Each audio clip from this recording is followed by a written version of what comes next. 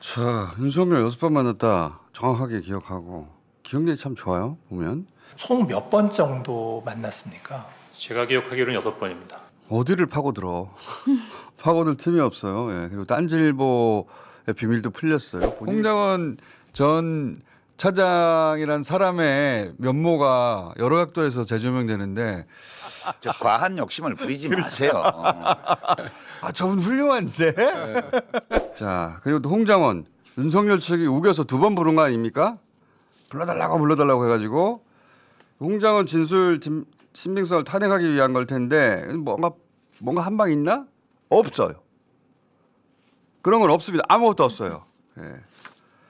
자, 홍장원 차장은 또 메모를 들고 와가지고 나왔습니다. 따박따박 자세하게 얘기했는데 오히려 김영도 재판관이 이 대목은 좀 이상하지 않냐 하고 짚는 대목이 있었고 전체적으로는 윤석열 측은 본전도 못 건졌어요. 자, 항상 그래왔지만 김영도 재판관 이야기를 쭉 들어보면 다시 한번 정리가 됩니다. 김영도 재판관이 지난번 나왔을 때 못 물어본 걸 물어본 거예요. 증인은 지금까지 피청구인을 총 몇 번 정도 만났습니까? 제가 기억하기로는 8번입니다. 언제인가요? 제가 처음으로 차장으로 취임했을 때 1차장과 2차장의 취임을 축하해 주시는 저녁을 한번 했던 기억이 나고요. 4번 정도는 원장님하고 같이 배석해서 보고 자리에 갔던 부분이 한 4번 정도 되는 것 같고 전문가 그룹에 저녁 식사를 한번 하는 자리가 있었으니까 한 6번으로 기억이 됩니다. 대통령하고 이렇게 대화가 좀 오가는 그런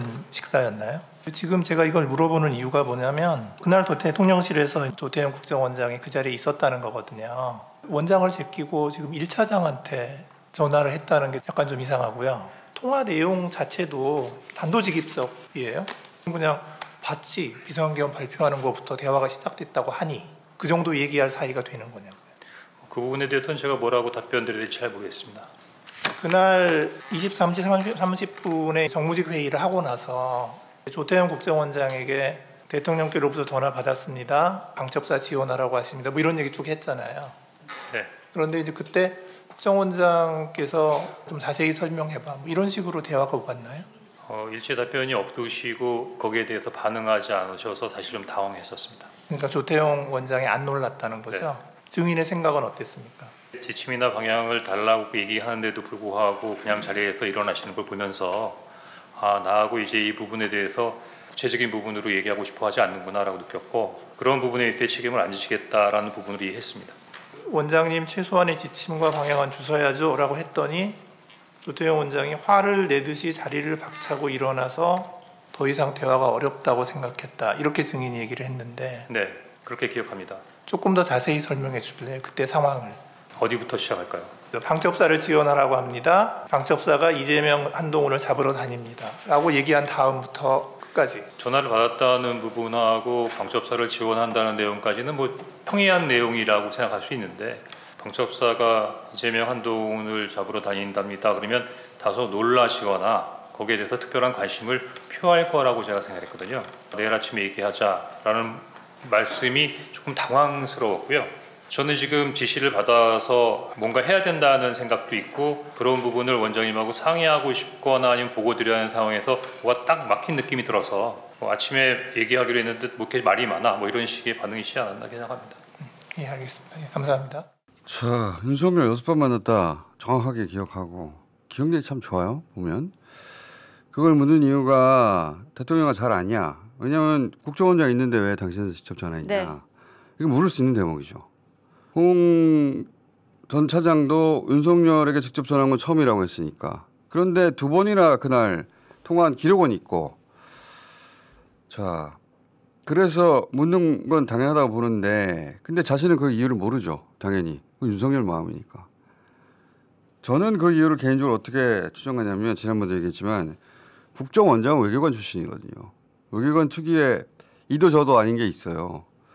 정치인 체포 같은 거친 액션은 망설일 수 있는데 홍장원 차장은 이번에 투입된 707 중대장 출신이고 국정원에 들어가서 블랙을 했거든요.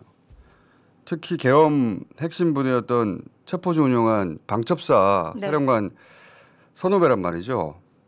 그 직전까지는 우크라이나 작전하면서 김태하고 호흡을 맞췄고.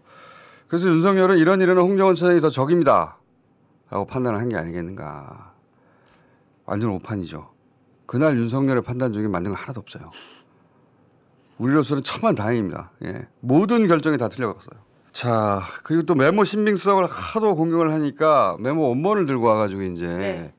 또 한참을 설명합니다. 이 메모의 작성 경위에 대해서 간략하게 설명을 해주실 수 있으십니까? 저는 사실 지금처럼 이 메모가 중요한 부분에 대해 가치를 갖는 증거가 될 수라고는 당시로서는 전혀 생각을 못했습니다. 다만 방첩사에서 비상계엄의 기간 동안에 왜 이런 사람들을 체포하려고 했을까라는 궁금증이 있었고 이론들을 잊어먹지 않기 위해서 만들어 놓은 겁니다. 이제 12월 3일 날 이런 메모에다가 명단을 적었습니다. 여기 아마 처음에는 한 10명 정도였던 것 같고 그다음에 제가 기억을 해서 12명 정도를 추가했던 것 같습니다. 그리고 2명 정도는 잘 기억이 안 났고 기억이 왔다 갔다 하더라고요.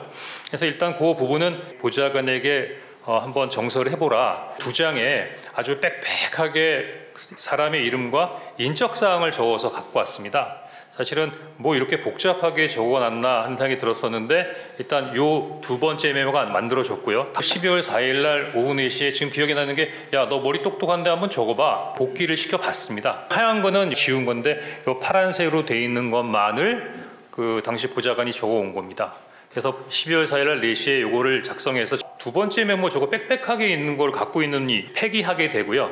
그 3번째 메모를 보고 야, 그 권순위는 2번 썼네. 아예 조국이 빠졌다. 딴지일보 김호준. 이 친구가 딴지일보가 생각이 나서 그렇게 썼다는 겁니다. 그래서 오른쪽 끝에 있는 메모는 제가 12월 11일 날 검찰에서 조사를 받으면서 검사가 요 관련된 사항에 대해서 한번 설명해 봐라 라고 했을 때 14명이라고 그랬는데 12명밖에 없지 않느냐 그렇게 얘기하길래 제가 처음에는 기억이 안 났지만 성관이 명단 이렇게 쭉 하다 보니까 조혜주하고 양정청이라는 명을 2개를 추가했고 그때는 특별한 의미 없이 했던 행위들이 이렇게까지 설명드려야 되는 상황이 됐던 것 같습니다. 이상입니다. 어디를 파고들어. 파고들 틈이 없어요. 예. 그리고 딴지일보의 비밀도 풀렸어요. 본인이 쓴 게 아니고 보좌관이 네. 김어준 하니까 딴지일보 생각이 나서 적어놨다.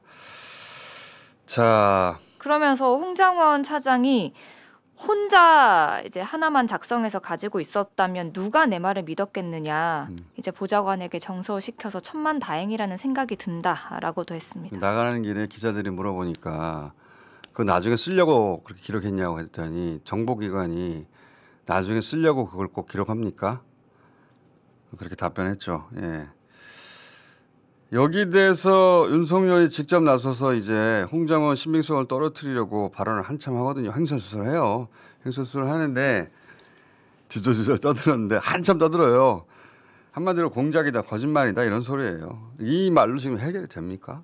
윤석열이 직접 전화한 게 확인이 됐고 홍장원이 여인에게 전화해서 명단을 받은 게 확인이 됐고 그 명단과 방첩 사령부에 있는 명단이 지금 같은데 네. 저런 말로 해결이 되냐고요. 그리고 정치인 동향 파악을 왜요? 위치 알아서 뭐 하게요. 그러니까요. 그때 꽃배달 시킬 겁니까? 갑자기? 윤곽근 변호사는 어떻게든 홍장원 발언 신빙성을 떨어뜨리려고 민주당과 엮어보려고 계속 노력합니다. 증인 박지원 의원에게 인사청탁 7번이나 한 적 없습니까? 없습니다. 증인이 직접 하지 않더라도 누구 다른 사람을 통해서 한 적은 있으십니까? 없습니다. 그럼 뭐 추궁하고 막 증거라도 들이댈 줄 알았는데 없으면 끝이에요.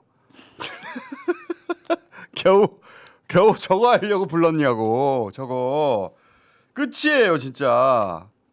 없습니다 했을 때 이건 뭐야 할 줄 알았어요. 머저리들의 대합창 정말.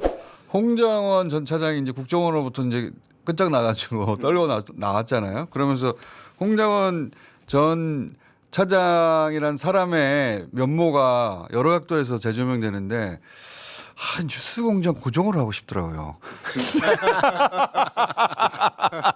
저 과한 욕심을 부리지 마세요. 저분 훌륭한데? 조선일보 계속 많이 보신다고 하시던데. 예. 조선일보를 2대째 보신다고. 네. 그럼 저하고 상극에 있는데 근데 잘 통할 거거든요. 원래 극과 극은 통하니까 그래서 그렇습니다. 인터뷰 한번 다 끝났으니까 나와주셨으면 좋겠는데 여기는 안 나올 것 같단 말이지. 할 말이 많은데. 과한 욕심을 버리세요. 과한 욕심을 버리세요.